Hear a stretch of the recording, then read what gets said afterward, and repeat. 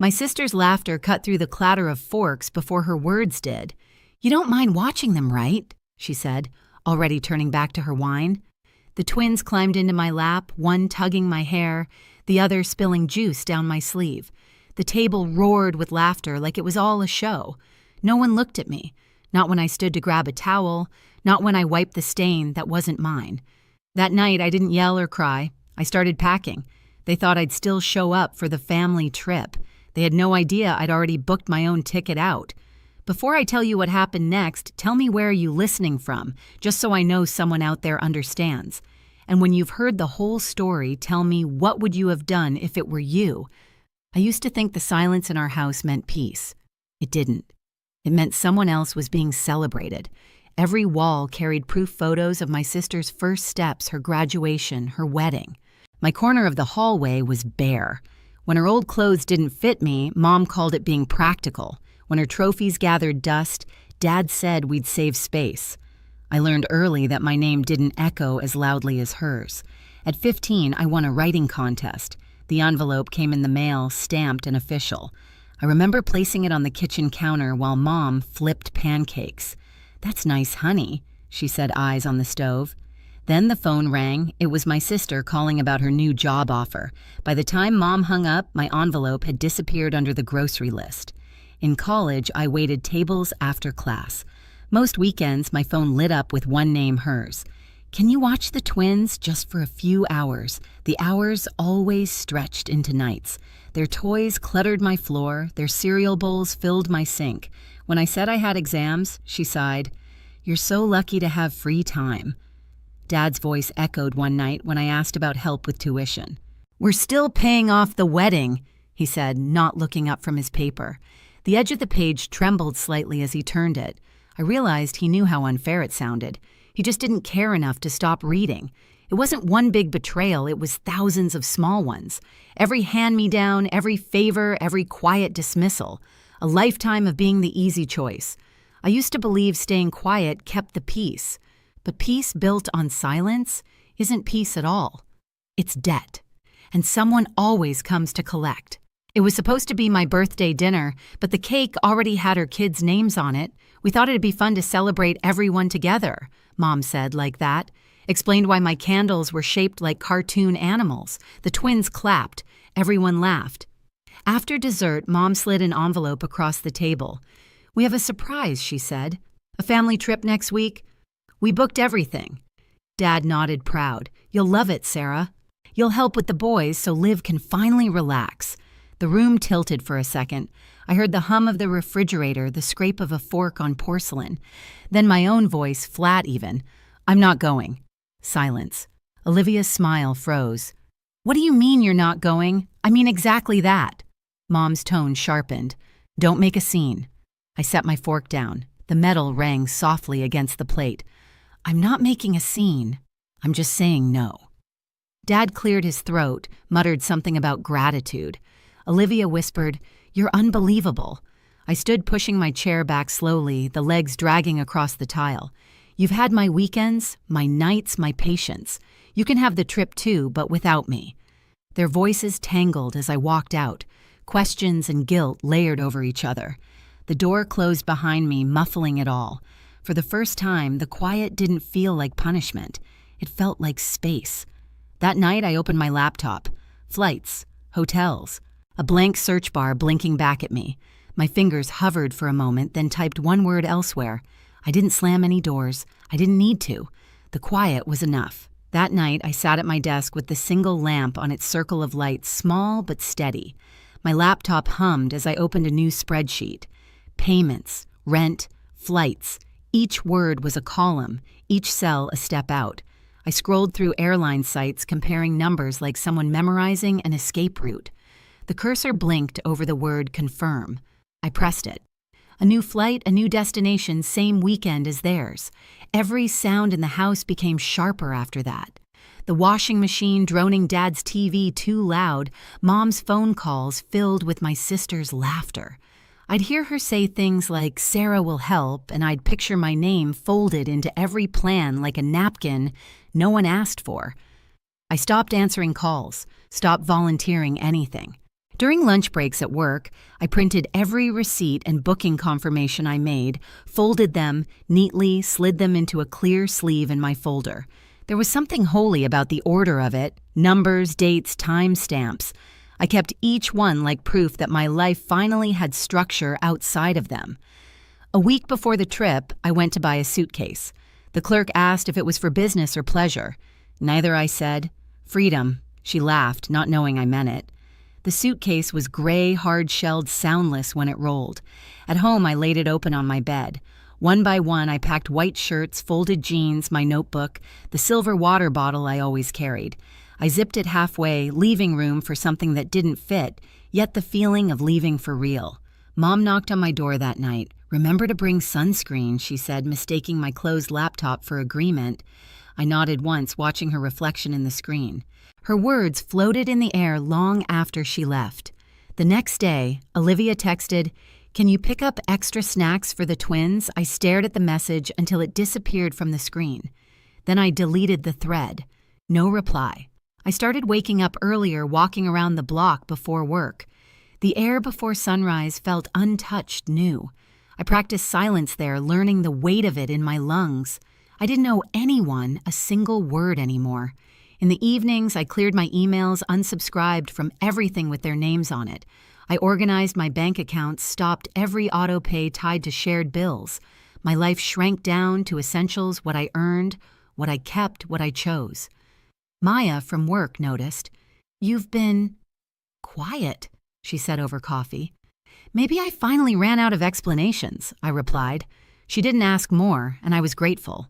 2 nights before their flight, I stood in front of the hallway mirror, the one framed by the family photos Mom loved.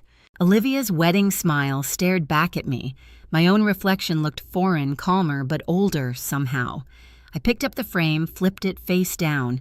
The soft thud against the table sounded final. Later that night, I wrote a single text draft and saved it. "I'm going on my own vacation.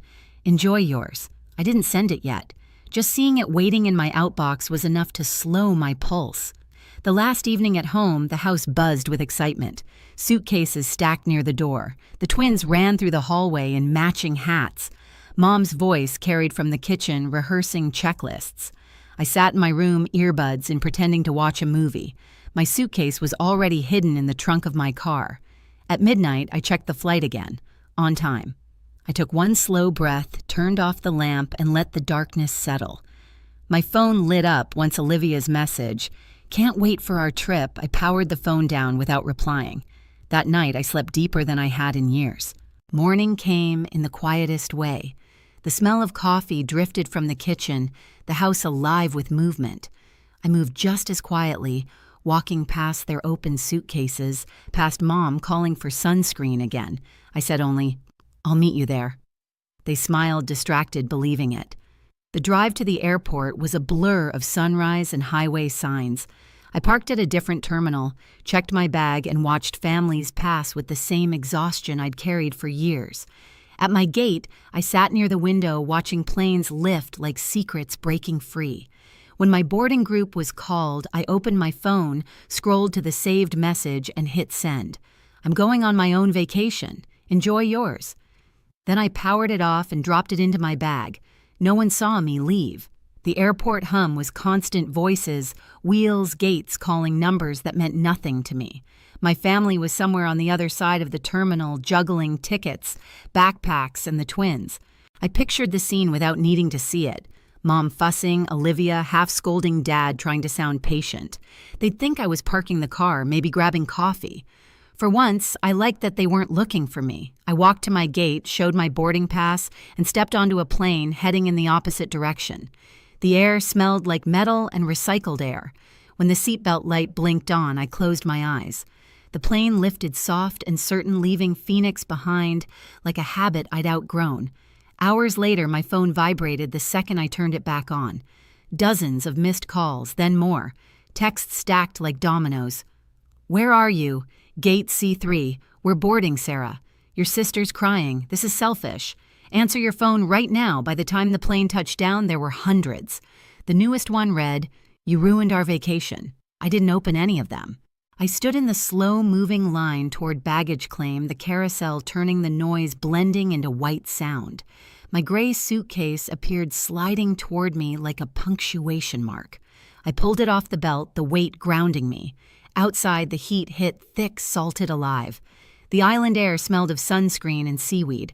I checked into the hotel, signed my name, and handed over the receipt like proof of something private. The clerk smiled. "Welcome," he said. I nodded, too tired to return it. In my room, I placed the suitcase by the wall and sat on the edge of the bed. The phone buzzed again. Mom, Olivia, Dad. All of them flooding the screen. For a moment, the guilt pulsed, quick, sharp, human. Then it flattened like a wave collapsing back into the sea. I turned the phone over, screen down, and stared at the ceiling. Somewhere my family was probably arguing in an airport lounge, the twins crying, Olivia fuming. I pictured Mom's voice breaking when she realized I wasn't on the next flight either. They'd call it betrayal. I called it balance. The next morning, I walked to the shoreline before sunrise. The sky was pale orange, the water breathing in slow rhythm. I dug my toes into the wet sand and let the foam reach for my ankles. The silence here was different, clean, deliberate. When I finally checked my phone, the battery was nearly dead. The notifications blurred together, now missed calls, voicemails, accusations. "You're ungrateful. You embarrassed us. We needed you." I scrolled once, then held down the screen until the message thread trembled. Delete all. The sound it made one quiet tap was the only reply I ever gave them. I spent the rest of the morning wandering through the market near the pier. Fishermen shouted prices, children chased birds. No one knew my name here, and for the first time, that anonymity felt like safety. I bought a small seashell pendant from a vendor. Its surface was smooth, cold, perfect in its imperfection. When I held it up to the light, I thought of the glass of juice spilling across the table back home, color bleeding into white, and how now, finally, I could just let it dry. That evening, I opened my notebook and wrote one line, "Freedom doesn't arrive with fanfare. It arrives when no one is watching you leave." Then I closed the book and left it on the bedside table next to the keycard. Outside, the wind shifted, carrying faint laughter from somewhere down the beach. For a split second, it sounded like hers, my sister's, but it wasn't. It was just the world moving on the way it always does. Morning light spilled through the thin curtains, soft and pale. The tide whispered against the shore outside my window, steady and unbothered. I brewed coffee in the small hotel pot, the smell sharp and grounding. My phone sat face down on the nightstand, quiet for once. I didn't reach for it. I took my cup to the balcony. Below the beach stretched empty, except for a few early risers dragging chairs into the sand. No twins, no voices calling my name, just space wide enough to breathe in. I hadn't realized how loud my life had been until it went still. I opened my notebook again. The line from the night before stared back at me. "Freedom doesn't arrive with fanfare." Beneath it, I wrote another. "It stays when you stop apologizing for wanting it." The pen bled a little on the page ink, sinking into the fibers. It felt permanent, like a promise. Later, I walked along the waterline, letting the surf erase my footprints as I went. I thought about every version of myself that had stayed quiet at the table in the kitchen, at the edge of every family photo. I used to think silence was safety. Now I understood it could be armor too. By afternoon, I packed my bag. The suitcase closed with a single click, smooth and final. I left the room key on the desk beside a note for housekeeping, "Thank you." No return address. No name. The flight home was calm. No calls waiting when I turned my phone on. Maybe they'd stopped trying. Maybe they finally believed me. Back in Phoenix, I didn't drive to the old house. I went straight to my apartment instead. The light there was clean, white, unfiltered. I unpacked slowly, folded clothes, placed the seashell pendant on my desk. It glowed faintly in the afternoon sun, the same color as the foam that had touched my feet that morning. The kettle hissed on the stove. Steam rose thin and silent. I poured the water, watched it swirl, then exhaled. No noise, no apologies, just air filling a space that finally belonged to me. The next morning, I woke before sunrise. The city was still, the air faintly cool against the windows. I sat at my desk, the one with no framed photos, no noise, no ghosts. My phone lay beside the seashell, dark and still. For once, no one expected anything from me. That emptiness felt clean. I made tea, opened the window, and listened. No shouting, no footsteps, only wind. For years, I mistook duty for love and silence for peace. But real peace doesn't ask for permission. It just waits for you to notice it. I looked around my small apartment, the stack of books, the folded blanket, the light spilling across the floor. It wasn't much, but every inch of it was mine. Maybe one day they'll tell the story differently, how I walked away or ruined the trip. Let them. The truth is simpler. I just stopped showing up to places where I was never seen. The kettle whistled. I smiled slow and quiet. The silence that followed wasn't lonely. It was earned. If you've ever had to leave to find peace, tell me, where did you go, and did it finally feel like freedom?